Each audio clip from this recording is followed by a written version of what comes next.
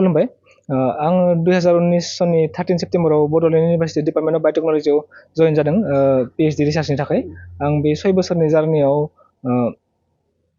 professor Sandeep दासनि आन्डाराव पिएइचडिखौ एनरल खालामदोंमोन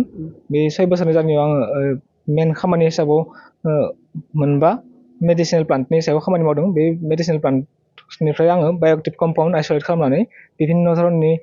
बेमार प्रतिरोगी हिसाबाव बे कम्पाउन्डखौ आइडेन्टिफाइ खालामनो थाखाय साक्सेस जादों ओमफ्राय फिउचाराव आङो बे रिसार्चखौनो कन्टिनिउ खालामनानै ट्रान्सजेनिक प्लान्टनि सायाव खामानि मावनो गोसो दङ बेनिफ्राय आङो बे खामानिनि थाखाय आंनि professor Sandeep Das guide supervisor सारखौ आं साबायखर जानायदों बेनिफ्राय आरो आंनि लोगोसे आंनि न'खरनि परियालनि गासैबो बिमा बिफा आबौ गुमै बेनिफ्राय आरो आंनि लोगो गासैखौबो आं साबायखर जानायदों बेखिनियानो धन्यबाद माब्ला पिएइचडिखौ खालामो पिएइचडि आंना जास्ट कमप्लिट जादों 9th of डिसेम्बराव आं भाइभा होदों बेनिफ्राय पिएइचडि नटिफिकेसन आंना कमप्लिट जादों जे 15th डिसेम्बराव दाख्लै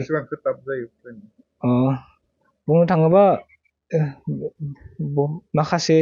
स्ट्रागल फैयो पिएइचडिनि गेजेराव फाइनान्सियेलिबो जायो बेनिफ्राय आरो किसुमान खामानि एक्सपेरिमेन्टफोरा साक्सेस जायाबा एसे स्ट्रेस गोग्लैयो बेनि गेजेरावनो आंनि जि गाइडआ बहुत हेल्प खालामदों लोगोसे न'नि फेमिलि मेम्बार्सफोराबो बहुत सापर्ट खालामदों बे हिसाबै आं साक्सेस जानो थाखाय साक्सेस जानो हादों आरो माने सिएसआर नेट क्लियार खालामदोंमोन 2019 आव सिएसआरआनो आंनो फान्डिं खालामदोंमोन फाइनान्सियेल सापर्ट बे सिएसआर नेट जिआरएफ नांनायनि उनाव माने बे मान्थलि हिसाबाव स्टाइपेन्ड प्रभाइड खालामनायनि थाखाय सिएसआर नेटखौबो आं साबायखर जानायनो थाखाय माबा खालामदों धन्यबाद आंनि फिसाला जे चिकेन्द्रजित बर'आ जिहेतु पिएइचडि क्लियार जानायलाय आंबो गोसोआ मोजां मोनबाय बिनि आरो फिसानि थाखाय बहुत गोजोननाय मोनबाय लोगोसे आरो गोजौ गाबावथों होनना सानो फिसाया आरो मा सानदों बेखौनो साननानै आं बेखौनो बुंनो फोजोबो बिथांनि फरायनायाव माबायदि मोगा मोगि थासारिया माबायदि मोगा मोगि जानांदों नि फरायनायाथ' मोजाङानो जालांदोंमोन फार्स्टनिफ्रायनो मोजां फार्स्ट डिभिजन पास खालामबाय थादों आरो एमएससिबो फार्स्ट डिभिजन थांदों दा पिएइचडिबो क्लियार जालांबाय बेनि थाखाय गोजोननाय मोनबाय आरो পোনপ্ৰথমে মই আপোনালোকক ধন্যবাদ জ্ঞাপন কৰিছোঁ মোক এই সুযোগ প্ৰদান কৰাৰ কাৰণে মই 6 বছৰীয়া গৱেষণা যাত্ৰাত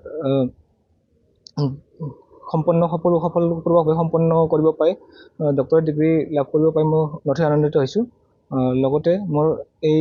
যাত্ৰাত মোৰ সকলো প্ৰকাৰে সহায় সহযোগিতা আগবঢ়োৱাৰ কাৰণে মোৰ ছুপাৰভাইজাৰ মোৰ প্ৰফেচাৰ সন্দীপ ছাৰক মই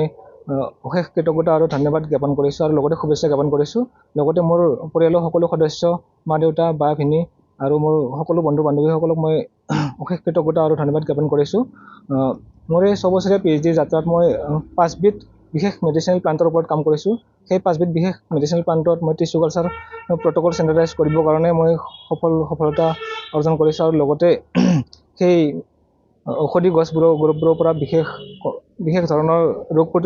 প্ৰতিৰোধকাৰী কম্পাউণ্ডবোৰ আইচলেট কৰি পেলাই আইডেণ্টিফাই কৰিবৰ কাৰণে মই সক্ষম হৈছোঁ আৰু লগতে মই ইয়াৰ পিছত মই এই কামটো কণ্টিনিউ হিচাপে ৰাখি ট্ৰান্সজেনিক প্লান্টৰ ওপৰত মই কাম কৰিবৰ কাৰণে ইচ্ছা প্ৰকাশ কৰিছোঁ ধন্যবাদ